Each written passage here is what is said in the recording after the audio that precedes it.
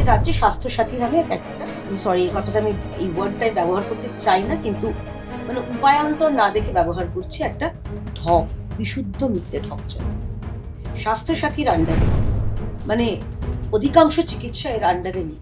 এত দশক ধরে যে জগদ্দল পাথরের মতন মিস গভর্নেন্স এই রাজ্যে হয়ে আছে, সেটা যদি বলি হ্যাঁ রাতারাতি পাল্টে দেবো, মিথ্যে কথা।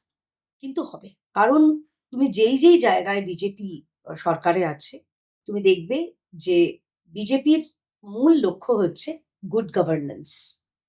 আমাদের প্রধানমন্ত্রী এই গুড গভর্নেন্স এর জেরেই কিন্তু তিনি তিনবার মানুষের সেবা করার সুযোগ পেয়েছেন। এবং গুড গভর্নেন্সটা নানান দিকের। একটা 360 ডিগ্রি ভিউ বলতে পারো। সেটা শিক্ষা, স্বাস্থ্য, আয়ুষ্মান ভারত। আমাদের রাজ্যে স্বাস্থ্যসাথী নামে একটা, আমি সরি এই কথাটা আমি এই ওয়ার্ডটাই ব্যবহার করতে চাই না, কিন্তু মানে উপায়ান্তর না দেখে ব্যবহার করছি, একটা ঢপ, বিশুদ্ধ মিথ্যে ঢপ চলে স্বাস্থ্যসাথীর আন্ডারে।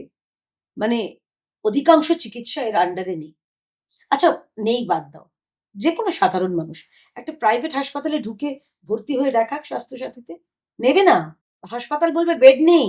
যদি তোমার ওই লোকাল কাউন্সিলর, লোকাল বিধায়কের সঙ্গে তোমার বিশাল খাতির থাকে, দহরম মহরম থাকে, তাহলে হয়তো তুমি হলেও হতে পারো।